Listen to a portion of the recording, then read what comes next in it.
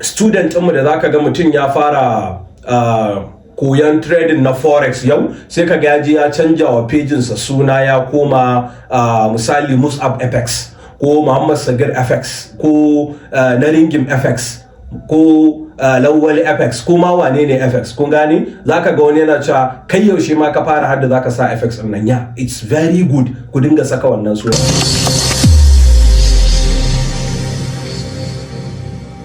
Assalamu alaikum, barkanmu da wannan lokaci. So yau insha Allah abinda zamu bayani akai zan yi magana akan kullum dai kun san akan forex trading nake magana yanzu.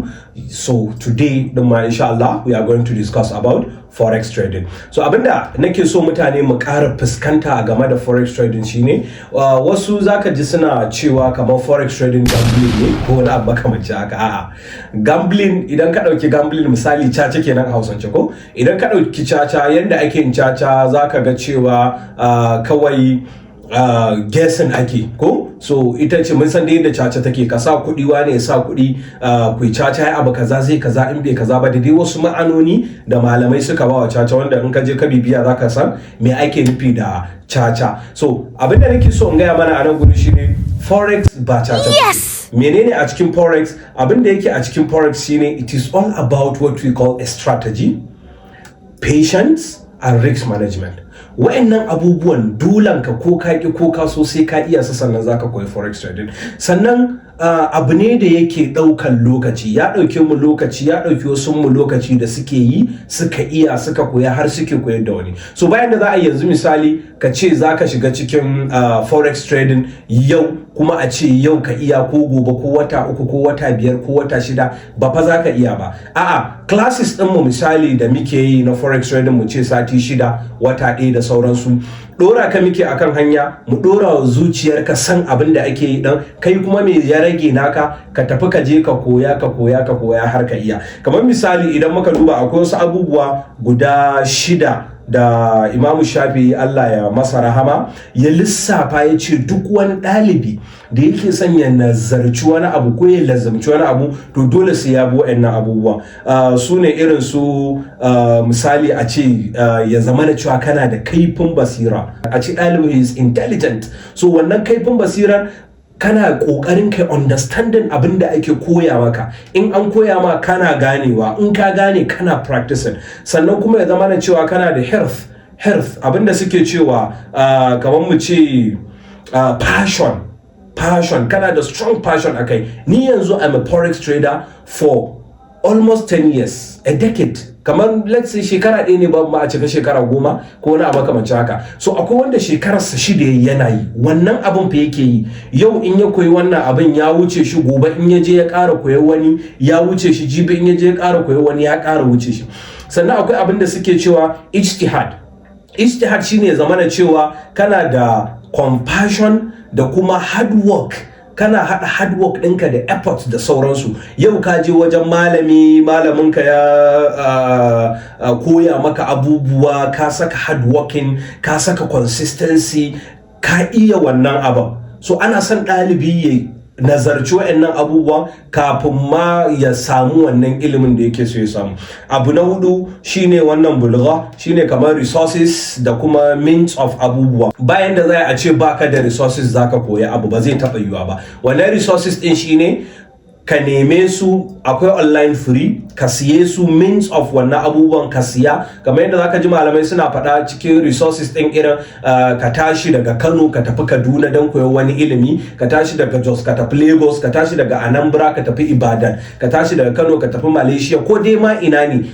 Wannan means ɗin, wannan kuɗaɗen da kake amfani da su sune means ɗin da abubuwan da kuma kake amfani da su. Sai abu na biyar shine suhbatal ustadh, ya zama da cewa kana lazimtar malami. Ba wanda zai koya abu ba tare da malami ba. Bayan da za a yi kai zama teach yourself, kai teaching yourself.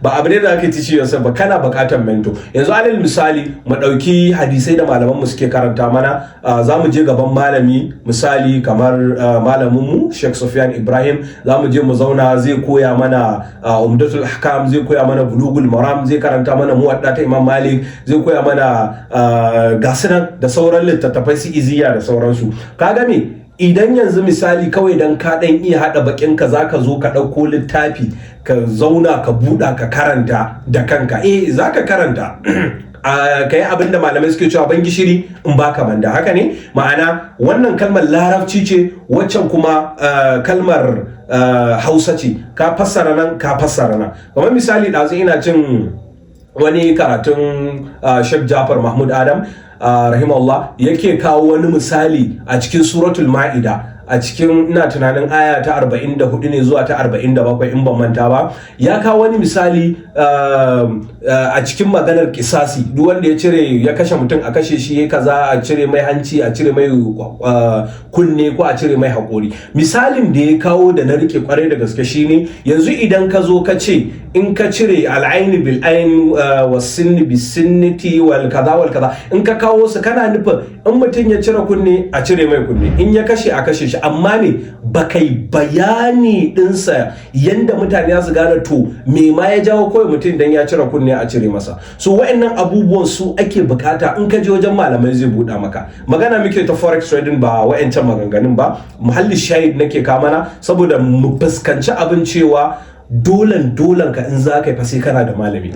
Dukan mu nan da kuka gan mu muna da malamai, muna da mentors da suka dora mu akai, muka koya alhamdulillah, kuma gashi inda muke. Abu na ƙarshe shine yake cewa tul zaman, ya zama da cewa an ɗauki lokaci mai tsawo, ba wai kawai wai yau ka fara gobe jibi wata ɗaya wata biyu, a'a sai an ɗau zamani mai tsawo kana yi. Kayi nan ka faɗi can, ka koyi can, ka rike can, duk haka muka shi yasa kuka gan mu haka, ba wai dan min iya ba, a'a lokaci muka ɗauka muna koya muna koyarwa, in muka koya muka koyar sai mu fahimta. Sannan ina ƙara ba mu shawara, misali student ɗinmu da zaka ga mutum ya fara koyan trading na forex yau, sai ka ga ya canja wa pejinsa suna, ya koma misali Mus'ab FX ko Muhammad Sagir FX ko na Ringim FX ko Lawali FX ko ma wane ne FX, kun gane, zaka ga wani yana cewa kai yaushe ma ka fara hadda zaka sa FX din nan. Ya it's very good ku dinga saka wannan sunan. Kun san me dalilin ku shine duk lokacin da ka zo ka bude cikin Instagram ɗinka ko Facebook ɗinka ko TikTok ɗinka ka ga wannan FX ɗin, wani zil yake ƙara maka na cewa ashe kai ma forex trader ne, ko da koya kake yi. Amma matsalar kuma mutanenmu shine daga mutum ya fara koya yau gobe jibi, wai sai ka ji ya fara cewa shi ma fajen wuya ne.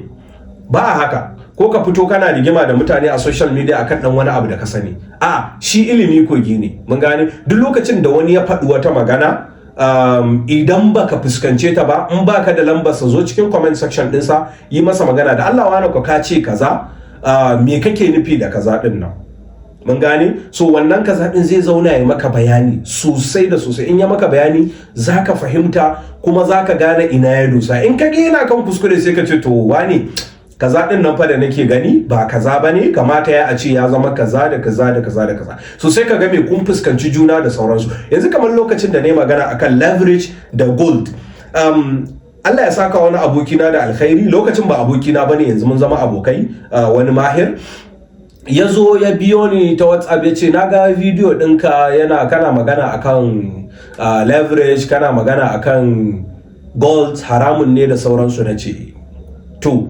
ai gold ba haramun bane, sai na ce masa a'a, ai ka'ida ta malamai shine ai al-aslu fil ashiya al-ibaha, duk wani abu da ka sani ai halal ne sai nassi ya zo ya halatta shi. Ya ce mun haka ne. Na ce sannan ka san ka'ida ta malamai ta cewa wanda yake musu ai shi yake ka hujja, ba wanda ya ce kaza halal ba shi yake ka hujja, saboda wancan asalin na malamai da suka kawo. Ya ce haka ne.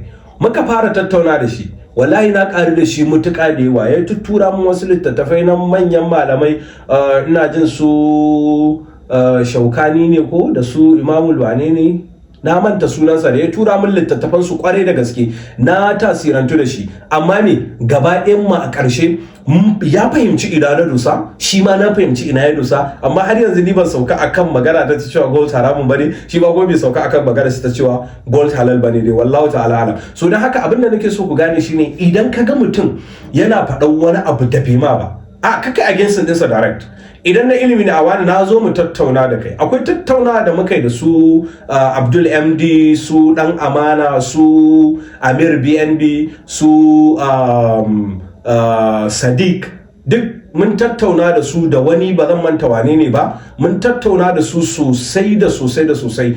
Ya zo ya kawo hujjojinsa, kuma mun baza hujjoji sosai da sosai akan maganganun malamai da nassuka da sauransu akan wayannan abu. So kaga me, ya zo ya mun magana ta DM dina cewa abinda na faɗa gaskiya ba haka bane, shi yana ganin ai forex din ma generally ma haramun ce. Na ce me hujjojin ka? Ya fara kawo hujjojin tunda daga comment section ya biyo ni DM, sai na ce to abinda mu je mu yi live video. Muka yi live video da daddare, muka tattauna kwarai da gaske, muka fuskanci juna, muka ga ina ya dosa, mu ma kuma ga inda muka dosa. Kuma alhamdulillah a lokacin shi kansa ya gane cewa mun ba shi hujjojin da sun isa su gamsar da shi. So a kullum ni abin da nake faɗa cewa ni ɗalibi ne mai neman ilimi ta ko ina. Duk lokacin da ka kawo min wata hujjar ka da ta fitawa a sauƙaƙe, zan sauka daga kan abin da nake kai da koma taka. So amma abin da nake so mu gane shine forex traders, dan Allah mu daina zumudi, mu daina sauri. A'a, ba abu ne na sauri ba. Forex trading ana samun kuɗi, kwarai da gaske ana samun kuɗi, amma ba ku gane samun kuɗin nan yana buƙatar patience, consistency, risk management. Bayan da za ka je kullum ina faɗa, ka ɗebo kuɗaɗen mutane ka zo ka zuba, ka ƙona musu, kuma wai ka zo ka dinga min diyan wai dan Allah dan annabi dala 2000 ka karɓo ko dala 1000, in saura dala 100 a ciki, da Allah ya zai ne maka gurin da mai da ita maka dala 2000. Imagine ya zai ne maka, ba zan maka ba gaskiya. Kwana nawa zai dauke ni? Ko tunanin ka kawai yau da daddare an jima zan mai da dala 100 ta koma dala 1000? Muna trading with consistency, with passion, da kuma me, risk management. So wannan ita ce dai dan abin da zamu tattauna akai yau. Kun ga gaba ɗaya mun koma makarantar Islamiyya ko? So haka muke trading din, kuma yana burge ni yanda wallahi san addini ne yasa mutanenmu na arewa kwarai mutuka zaka ga suna bin cikin comments on forex traders, suna ce musu ai forex trading haramun ne. Kuma san addini ne da tsoron Allah yake sa ka ji mutane suna yawan maka tambaya, wai ba an ce forex haramun bane? To ku me yasa kuke yi?